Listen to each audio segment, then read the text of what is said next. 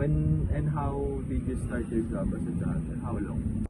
Nag-start ako ng 4th year, so bali ngayon, 2 years chatter na ako. Ni-refer kasi ako ng friend ko nung nag-aanap ako ng extra income, pang allowance habang nag-aaral ako. So, naisipan ko since sa tingin ko kaya naman ng time. Kaya ito na rin. How much does an OF chatter get paid? Depending siya sa sales mo. Kasi kami ngay, usually kami, $3 per hour, US dollars. Tapos, meron pa kami 3% commission. So, every $100, meron kang $3 na extra. Depending din kasi yung salary. Like, nung una kasi, around 60K. And then, nung sumunod na month, syempre, di naman everyday goods yung, or okay yung benta. So, may time na naglo-low siya. So, parang 60 to 40K. Ganun.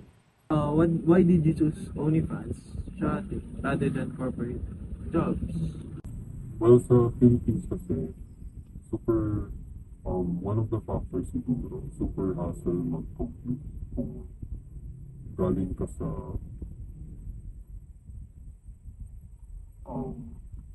kung malayo yung bahay mo sa office, super traffic sa Manila, tapos dagdag expense pa yung commute. Tapos, ako kasi personally, ayoko yung politics sa office. Nung nag-apply ka kasi, mahirap makapasok kung wala kang connection. So, ako kasi feeling ko gano'n. Like, kailangan mo talaga ng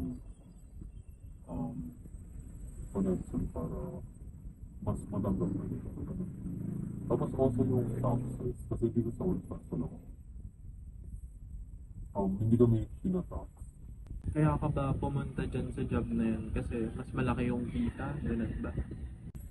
Somehow mas malaki kasi dun sa mga starting, usually, meron pa nga 13K.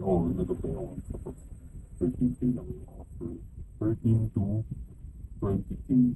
Swerte ka na kung 20K pa yung offer sa'yo na starting. Parang, ina-abuse talaga ng mga companies ngayon. Parang masyado silang greedy for me.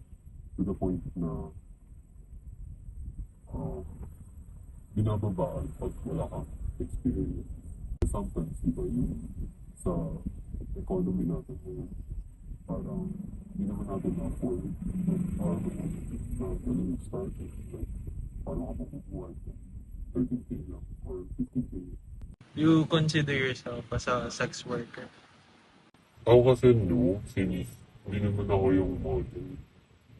Parang I consider myself more of a social media manager. At the end of the day, do you consider your job as panloloko? And do you accept that? Siguro yes, pero hindi naman kasi siya panloloko in a sense of scam. Kasi nga ayun, they get something in return. Parang I take it kasi na baliktad since you entertain people and they wanted to get explicit pictures and videos and model. So parang you entertain them and you give it to them in return. They're happy with it.